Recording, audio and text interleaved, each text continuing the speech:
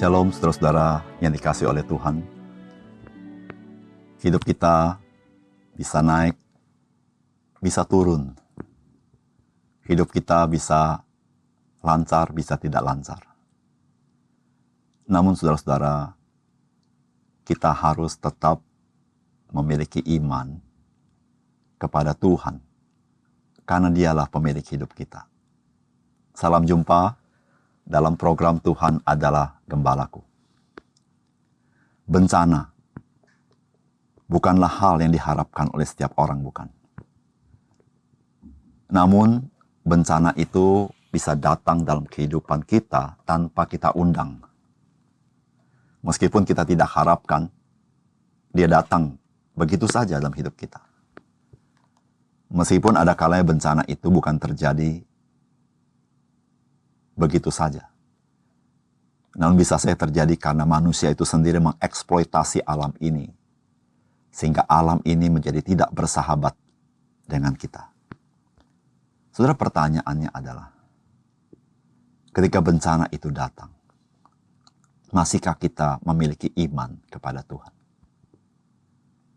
Mari kita membaca firman Tuhan dari Kejadian pasal 47 ayat 13 sampai dengan ayat yang ke-31.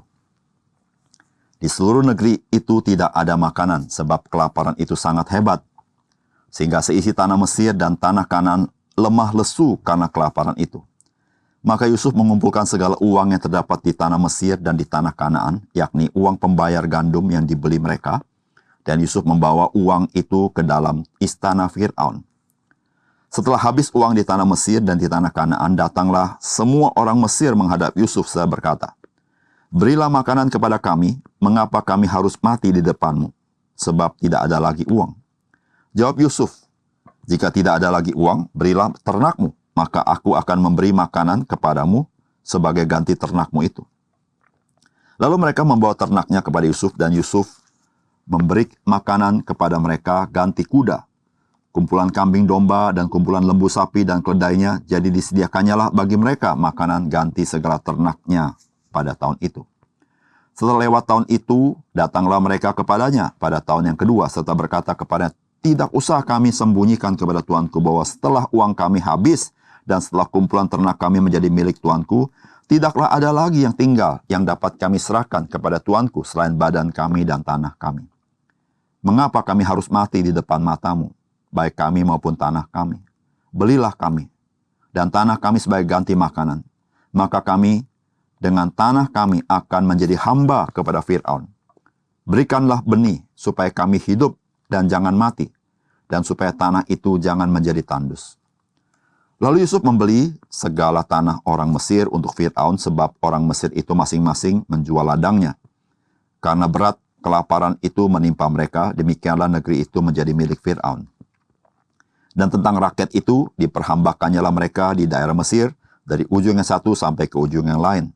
Hanya tanah para imam tidak dibelinya, sebab para imam mendapat tunjangan tetap dari Fir'aun, dan mereka hidup dari tunjangan itu. Itulah sebabnya mereka tidak menjual tanahnya. Berkata Yusuf kepada rakyat itu, "Pada hari ini aku telah membeli kamu dan tanahmu untuk Fir'aun. Inilah benih bagimu, supaya kamu dapat menabur di tanah itu. Mengenai hasilnya, kamu harus berikan 1/5 bagian kepada Fir'aun.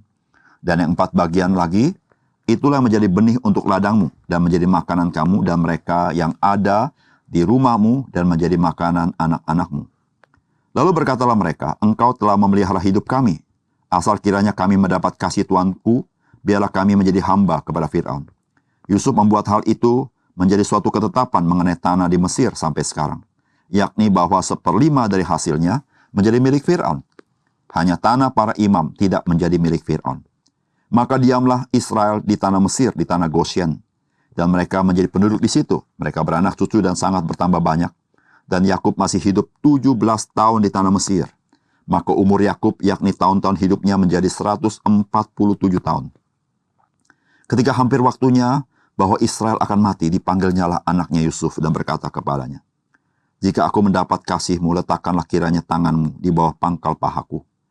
dan bersumpahlah bahwa engkau akan menunjukkan kasih dan setia kepadaku. Janganlah kiranya kuburkan aku di Mesir. Karena aku mau mendapat perhentian bersama-sama dengan nenek moyangku, sebab itu angkutlah aku dari Mesir, dan kuburkanlah aku dalam kubur mereka. Jawabnya, aku akan berbuat seperti katamu itu. Kemudian kata Yakub, bersumpahlah kepadaku. Maka Yusuf pun bersumpah kepadanya, lalu sujudlah Israel di sebelah kepala tempat tidurnya.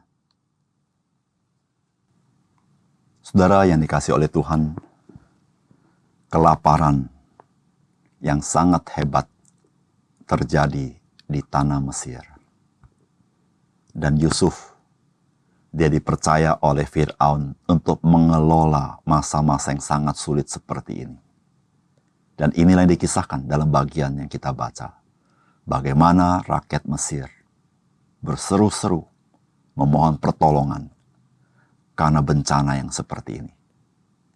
Apakah pesan firman Tuhan bagi kita melalui firman Tuhan ini? Yang pertama, bencana ada kalanya tidak dapat kita hindari. Namun kita dapat mengelola apa yang Tuhan percayakan kepada kita. Saudara, baik keluarga Yakub maupun istana Fir'aun dan masyarakat Mesir tidak dapat menghindari bencana kelaparan yang begitu dahsyat. Namun saudara-saudara, Tuhan mencelikkan mata Yusuf. Bagaimana Yusuf tidak lagi mengeluh mengenai bencana itu atau menyalahkan siapapun, tetapi Yusuf mengelola potensi yang dimiliki di tanah Mesir. Sehingga selama 7 tahun kelimpahan, dia mengumpulkan seluruh potensi itu. Sehingga potensi itu menjadi sesuatu yang sangat berharga untuk mengatasi masa-masa yang sangat sulit. Saudara, setiap kita diberikan potensi oleh Tuhan. Dan seringkali potensi itu kita kurang perhitungkan. Atau ada kalanya kita mengabaikan potensi itu. Dan ketika kita menghadapi kesulitan atau bencana, kita pun lupa dengan potensi yang ada dan kita tidak mengelolanya dengan baik. Sehingga kita tidak sanggup melalui masa-masa sulit itu. Saudara yang kasih dalam Tuhan, kesulitan, penderitaan, bencana bisa saja tidak kita undang dan kita tidak duga. Namun kita harus belajar. Belajar menjadi seorang yang tahu mengelola potensi yang Tuhan percayakan kepada kita. Sehingga dengan demikian, kita cakap menanggung segala perkara. Dan tentu di dalam berkat Tuhan. Yang kedua, saudara, firman Tuhan hari ini mengajarkan kepada kita, mencari kepentingan diri kita sendiri dapat merupakan awal bencana yang lebih besar. Apa yang Yusuf lakukan di tanah Mesir, baik dalam kelimpahan maupun di dalam kekurangan, yaitu Yusuf mempersatukan kekuatan masyarakat Mesir. Supaya di tengah-tengah masyarakat Mesir, tidak ada di antara mereka yang mencari kepentingannya sendiri. Seluruh potensi itu dikumpulkan oleh Yusuf. Dan dengan potensi itu, Yusuf mengembangkan kekuatan masyarakat kembali. Saudara-saudara, disinilah keindahan ketika komunitas, masyarakat, keluarga, di mana setiap anggotanya tidak mencari kepentingannya sendiri, tetapi semuanya dilakukan untuk kebersamaan, kebaikan bagi semua.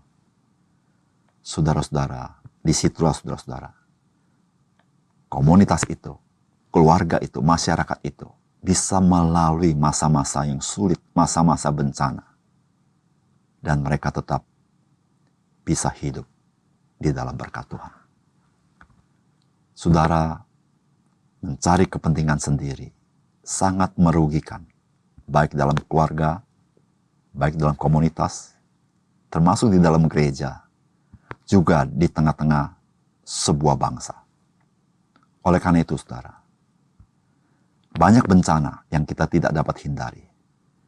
Namun, ketika kita masing-masing mencari kepentingan diri kita sendiri dan melupakan orang lain, kita akan masuk ke dalam bencana yang lebih besar. Oleh karena itu, marilah kita memperhatikan kepentingan orang lain juga. Dengan demikian kita bisa memelihara komunitas kita, memelihara keluarga kita, memelihara masyarakat dan negara kita. Yang ketiga, saudara, firman Tuhan mengajar kepada kita hari ini. Di tengah-tengah bencana, mari kita tetap belajar percaya kepada Tuhan. Saudara, bencana bagi Yakub bukan sekedar kelaparan. Bencana bagi Yakub bukan hanya keterkoyakan keluarganya. Namun bencana bagi Yakub adalah satu keluarga besar Yakub tidak lagi tinggal di Kanaan. Mereka tinggal di Mesir. Namun apakah Yakub tidak percaya kepada janji Tuhan? Tidak sama sekali. Yakub percaya kepada apa yang Tuhan katakan kepada dia. Hal ini dia katakan di dalam ayat 28-31.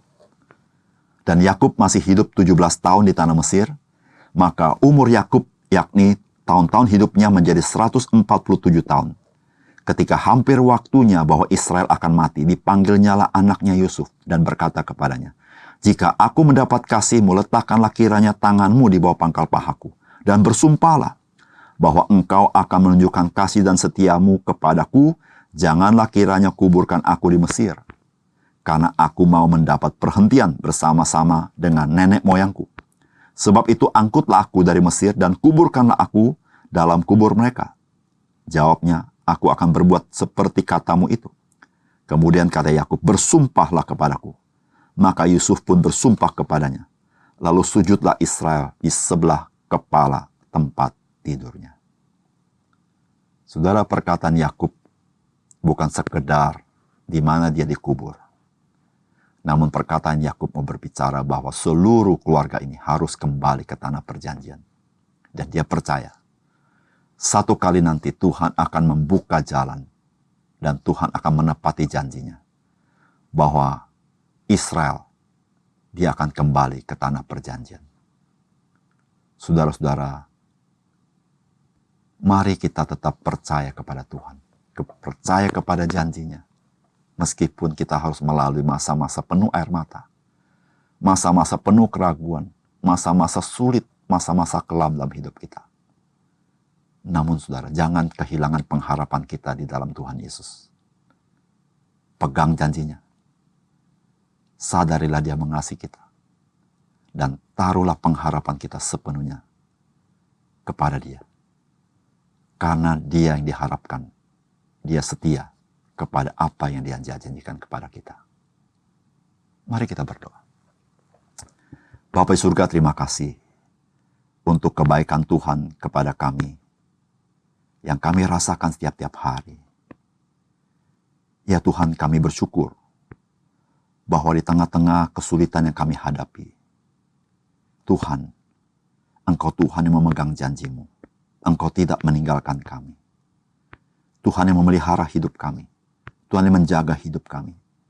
Itu yang kami lihat dari kehidupan daripada keluarga umat-Mu, yaitu keluarga Yakub. Di tengah-tengah kesulitan mereka, kesuraman mereka, di mana mereka harus tinggalkan tanah perjanjian dan tinggal di Mesir. Namun Tuhan, Engkau tidak meninggalkan mereka. Tuhan, biarlah Engkau yang memberkati kehidupan kami. Dan biarlah kami boleh memuliakan nama-Mu ya Tuhan. Tuhan, terima kasih untuk firman-Mu. Genapi firman dalam hidup kami supaya kami bisa menghidupinya. Sehingga kami boleh memuliakan nama Tuhan. Di dalam nama Tuhan Yesus kami berdoa. Amin.